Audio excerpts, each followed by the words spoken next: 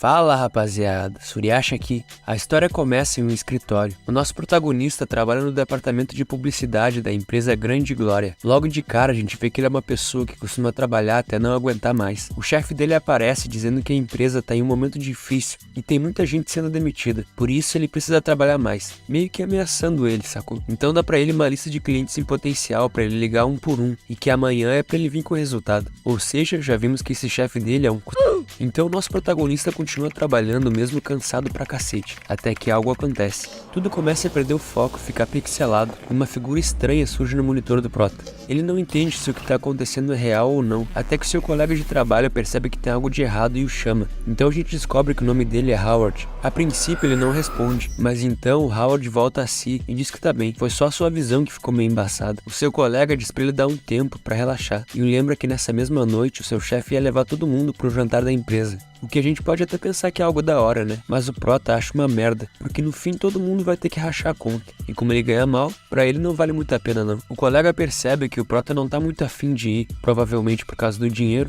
e logo se oferece pra emprestar vintão pra ele, pois cara é parceiro, mano. Mas ele diz que na real eles não têm muita escolha, porque a nova diretora vai ser apresentada e por isso eles têm que ir. E falando nela, o seu nome é Sabrina Lu. A mulher chega no escritório cheia de estilo e já deixa os gado tudo babando por onde ela passa. Nosso prota, obviamente, sabe que essa mulher aí é areia demais pro caminhãozinho dele. A história segue para algumas horas depois. O pessoal enchendo a cara na social da empresa, aquele happy hour gostoso, todo mundo rindo e tal, até que o nosso prota começa a ter aquela mesma pira que ele teve lá no escritório, só que muito mais forte dessa vez. A íris dele começa a brilhar e ele escuta um zumbido alto. De repente, o sistema nervoso dele estava todo conectado, em uma espécie de realidade virtual que só ele podia ver. Aquela mesma imagem estranha se projetava diante dos seus olhos em pleno ar, enquanto o pessoal à sua volta continuava sem poder ver nada. Então uma voz robótica fala: "É claro que eles não podem ver. A limitada estrela do universo se esforça para trazer a melhor experiência para seus clientes, ajudando a alcançar inovações memoráveis com base na realidade virtual." Na mesma hora o prota já fica cagado, se perguntando o que essa coisa quer com ele. Afinal ele nunca comprou nada de realidade virtual, ele nem tem grana pra isso. E como se pudesse ler seus pensamentos, esse robô estranho responde: "Baseado em grandes dados e cálculos, você é o candidato perfeito para o nosso teste dos sonhos. Você será o candidato de testes da nossa Terra dos Sonhos, onde você pode ter várias experiências de vida. Pense nisso como uma versão de um grande jogo em realidade virtual." Ou seja, Isekai. É engraçado que na parte que o robô fala isso, ele mostra um boneco do Counter-Strike e o Shino, o professor do Boruto. Howard, como um bom e velho protagonista bunda mole, fala pro robô parar com isso porque amanhã ele tinha que trabalhar e não tinha tempo pra essas coisas. Então o robô fala que esse sistema pode levar uma cópia de cada pessoa da vida real para a Terra dos Sonhos, e que ele poderia decidir o que ia acontecer com a sua vida. Então lançou a braba, perguntando se ele não gostaria de testar viver a vida com uma pessoa diferente. Porém, antes que nosso prota pudesse dar uma resposta, a nova diretora chegou na social junto com o chefe deles. E que diretora, hein? O chefe apresenta ela formalmente pro pessoal e vai apresentando um por um pra mulher. Ele apresenta um cara que é conhecido por todo mundo por ficar bajulando ele o tempo todo, em tudo que ele faz. Esse cara, por sinal, já tá tão mamado que só consegue ficar encarando os peitos da mulher. O chefe vai apresentando um por um dos funcionários pra ela, mas simplesmente ignora nosso prota. A mulher, obviamente, percebe isso e pergunta quanto é ele. O prota já fica todo travadão pra falar com ela, mas na hora que ele vai dizer o seu nome, o chefe interrompe e diz que ele não é ninguém. Diz que ele tem habilidades medíocres e que é uma pessoa sem habilidade de comunicação. Ou seja, ele azaralhou o cara. Mas a gente vê que na verdade isso era tudo mentira. Por algum motivo esse gordo filho da só não gostava do prota porque, diferente dos outros, ele não ficava babando o ovo dele e por isso tentava prejudicar o prota em tudo que podia. A mulher não parece dar muita importância pra essa história e simplesmente cumprimenta todos. A história segue e geral tá indo embora. A social acabou e amanhã tem trabalho de novo. Howard, nosso prota, tá meio abatido porque ele achava que se trabalhasse duro, ele iria ser reconhecido em algum momento, mas isso não acontece. O brother dele tenta animá-lo, dizendo que se ele quiser crescer, ele tem que puxar o saco do chefe. Não adianta. Quando ele fala isso, nós vemos um flashback desse cara na época da escola, onde ele era uma das lideranças do movimento estudantil, algo totalmente oposto do que ele é agora. O maluco simplesmente se vendeu pro sistema. Após isso, nós vemos o chefe dando ideia na diretora, dizendo que ela não precisa perder tempo com esses trabalhadores insignificantes, mas ela parece não dar muita moral pra ele, e só diz que sabe o que tá fazendo, enquanto o nosso prota escuta a conversa. O chefe, que parecia ter percebido que o prota estava escutando, lança uma indireta dizendo que se alguém ainda não descobriu quem é e o que deve fazer, tem que ser demitido. E nessa hora algo acontece. Isso parece ter sido a gota d'água pro Howard. Ele tá puto porque a dedicação dele e o trabalho duro não significam nada. Dentro e fora do ambiente de trabalho, ele ainda sofre discriminação. Chega disso. Ele tá determinado a amanhã mesmo pedir demissão, mas até lá precisa acalmar sua raiva. Então ele fala pro robô levar uma cópia da diretora e do chefe deles pra essa tal Terra dos Sonhos. Erro nas instruções. O sistema pode escanear apenas uma pessoa de cada vez. Baseado no pedido feito, o sistema determinou que o alvo a ser escaneado será Sabrina Luo. Howard fica sem entender. Escaneamento completo. Personagem criado. Bom, seguindo a história, o prota volta ao seu apartamento, pergunta por que o robô não disse pra ele que o sistema só poderia escanear uma pessoa por vez, porque ele não estava preparado pra isso. O sistema detectou um forte aumento na dopamina do seu cérebro. A conclusão é que você está adorando. Howard fica envergonhado com a verdade jogada na sua cara. Então diz que na real, seria bom ter um NPC de uma mulher gostosa sendo a serva dele no jogo. E ele não tá errado não. O robô diz pra ele que o sistema da Terra dos Sonhos vai ser ativado à meia-noite. E que pra isso acontecer, ele precisa encontrar um lugar seguro pra dormir. O prota diz que isso é de boa, o único problema é que ele tá nervoso demais pra dormir. O robô diz que não tem problema, porque eles obviamente já anteciparam esse tipo de situação. E que o sistema vai interferir na ativação do sistema reticular ativador ascendente dele. Ou seja, a parte do cérebro responsável pelo sono, para fazer ele dormir. Simples assim. E então o processo começa. Howard, cada vez mais nervoso, começa a sentir tudo rodar e o seu coração bater mais rápido, até que de repente ele dorme como um bebê. Para então, quase que instantaneamente, ele despertar de uma maneira que todos nós gostaríamos de ser despertados um dia, com uma personagem 2D seminua em cima dele, dizendo: finalmente nos encontramos. A mulher logo se apresenta como uma inteligência artificial administradora do sistema da Terra dos Sonhos, e que o nome dela é ChatGPT, quer dizer, AI-63. O prota ainda parece meio confuso. Ela explica para ele sobre um sistema de loja e créditos, onde ele pode comprar coisas que vão ser úteis no futuro, como uma faca militar vendida por 2 créditos, um caminhão de 100 toneladas que custa 40 créditos, uma blusa controladora de temperatura, um pacote de comida comprimida e, por fim, uma bateria de energia infinita, que custa 200 pontos de crédito. A princípio a gente não percebe muito o valor desses itens, né? Mas eu posso garantir pra vocês que cada uma dessas coisas é muito valiosa pro lugar onde ele vai. Então explica que sempre que ele passar por um desafio, vai ganhar pontos de crédito e blá blá blá. Aquele padrão que a gente já tá acostumado de Sekai. O prota agradece a explicação e pergunta sobre os NPCs, se tem algum forte que ele possa usar, e a inteligência artificial toda atirada já fala que com 10 mil pontos ela estaria a seus serviços, o que ele acha um roubo. Então ela avisa que a Terra dos Sonhos está sendo ativada, e que se ele não tinha nenhuma outra pergunta, a porra agora ia ficar séria. Um portal que leva direto ao mundo apocalíptico surge, e então quando o nosso protagonista se aproxima dele para entrar nesse mundo, ele acorda.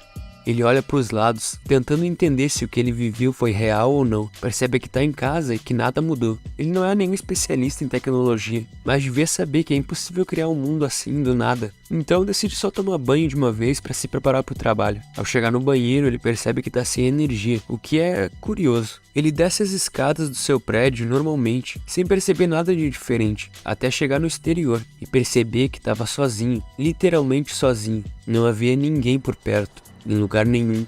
Então ele escuta um zumbido estranho e, ao olhar para cima, percebe um enorme avião caindo por cima dele e, acredite se quiser, explodindo bem na sua frente. E aí você se pergunta, ele morreu? A história acaba assim? E bom, obviamente não. Na verdade, graças ao Kishimoto no Jutsu, ele conseguiu se esconder atrás de um carro bem a tempo. O simulador da Terra dos Sonhos, sobrevivência de apocalipse, começou. O que você vai fazer para sobreviver agora que todas as pessoas do mundo desapareceram? O nível de dificuldade é 0. Você tem 180 dias para conseguir sobreviver. Espera, você disse 180 dias, mas antes que pudesse dizer qualquer outra coisa, Howard percebe um som de algum líquido escorrendo, vindo do carro próximo a ele. Quando ele se abaixa para ver o que é, uma poça de gasolina se forma a alguns centímetros dele. E mais uma vez, usando o seu Kishimoto no Jutsu, ele consegue escapar vivo de uma explosão a queima-roupa, enquanto grita: "Tá zoando comigo, porra!"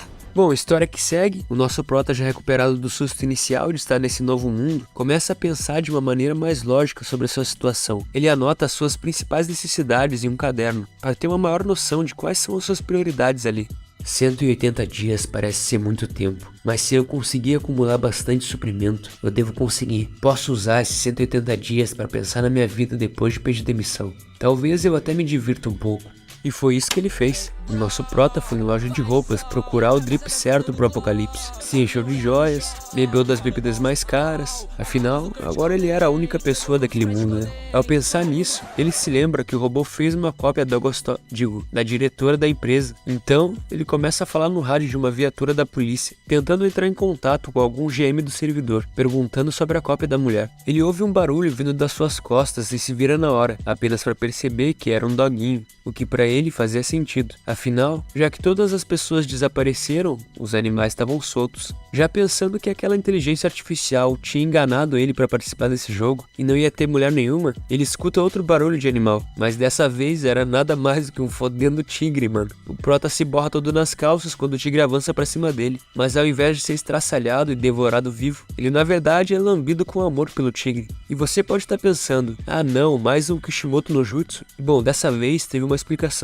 O prota conhece esse tigre, que na verdade cresceu no zoológico e é muito amigável com os humanos, tanto que muitos turistas até costumavam ficar ao lado dele para tirar fotos. Então, ok, dessa vez passa. 7 dias já se passaram do nosso herói sobrevivendo sozinho em um mundo pós-apocalíptico, e o desafio estava ficando mais difícil do que ele poderia imaginar. A água das torneiras aparentemente havia acabado, e a única maneira de conseguir água eram as garrafas do mercado. Sem energia para manter a refrigeração, a carne e os vegetais começavam a estragar, e agora tinham vermes para todo lado. O nosso prota andava sobrevivendo de biscoitos ultimamente, mas ele não sabia por quanto tempo mais seu corpo podia suportar a falta de vitaminas. Por muita sorte, em uma das suas buscas por comida, em um restaurante abandonado, ele encontrou um gerador a diesel, o que em um mundo pós-apocalíptico, meus amigos, vale mais do que ouro. E para melhorar, ainda tinha carne no freezer que estava comestível. Levando em conta esses achados, ele decidiu usar esse restaurante abandonado como seu abrigo daqui para frente. Durante o dia, ele saía para pegar o máximo de suprimentos que conseguisse, e à noite ele arava a terra para cultivar alguns legumes, usando a própria carne podre como adubo. E assim, os dias foram passando.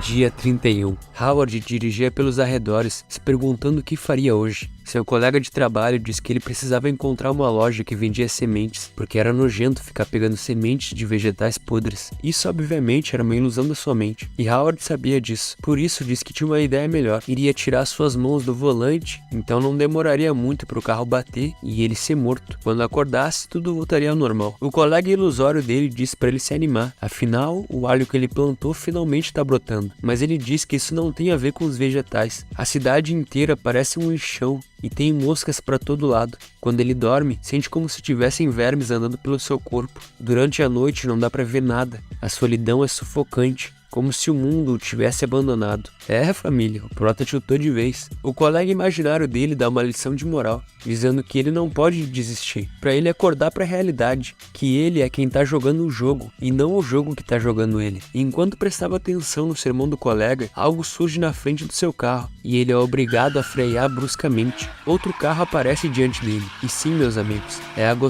a diretora da empresa. Ela bate o carro e seus airbags são acionados na hora, os airbags do carro, tá? Não os dela. Nessa batida aí, a mulher apagou, e quando ela acordou, já estava em outro lugar. Ela percebe que alguém fez um curativo no seu rosto, e que ela estava vestindo roupas masculinas. Então ela sai do quarto e percebe que tem algum tipo de restaurante, e que tem um gerador a diesel funcionando ali. E mais, tinha uma comida fresquinha servida na mesa. Ela continua procurando por respostas até que encontra o nosso prota no banheiro, fazendo a barba, porque né, depois de 30 dias completamente sozinho, tu encontrar uma mulher dessa aí, é melhor já deixar tudo pronto pra ação. Ele diz que cozinhou pra ela e a convida pra comer. Durante a refeição, ela diz que se lembra dele, daquele jantar da empresa e tal, mas que não sabia o nome dele. O prota se apresenta, percebendo que essa cópia que ele trouxe pra dentro do jogo tinha as memórias originais da mulher. Ela fica impressionada pelo fato dele ter feito tudo isso: eletricidade, comida, abrigo e tudo mais. Ele agradece e pergunta sobre ela, como ela passou esses últimos meses. Então ela diz que todo mundo tinha simplesmente sumido do mundo, e que ele é a única pessoa viva que ela encontrou durante todo esse mês. Ele pergunta o que ela planeja planeja fazer agora, e ela diz que não tem nada planejado. O nosso prota, que não é bobo nem nada, já parte logo pro ataque, e chama a Morena pra morar com ele ali. Diz que se ela ficar doente, ele pode cuidar dela e tal, e que tem tudo que ela precisar ali. Isso foi meio gado, né, mas dada a situação atual do mundo, não é como se ela tivesse muita escolha. Então ela aceita, mas logo a Morena já deixa avisado que ele não faz o tipo dela, e que não era pra ele tentar nenhuma gracinha. E bom, pra alguém que tava trocando ideia com um manequim porque tava se sentindo solitário, isso aí pra ele já era uma vitória gigante, né, meus amigos? Então ele diz que por ele tá suave. Ela diz que não vai ser uma aproveitadora e que eles podem dividir as funções. Ele diz que é uma boa ideia e fala pra ela descansar por hoje, e que amanhã eles iriam começar a trampar real. Por mais que ele não demonstrasse, o nosso prota ficou com o mental abalado depois desse fora que ele tomou. Mas a relação dos dois estava apenas começando. E assim a gente chega no final desse episódio, meus amigos. Se você curtiu esse vídeo, deixa um like e se inscreve no canal, porque esse é só o primeiro episódio. Tem muito mais vindo aí. Tamo junto e falou!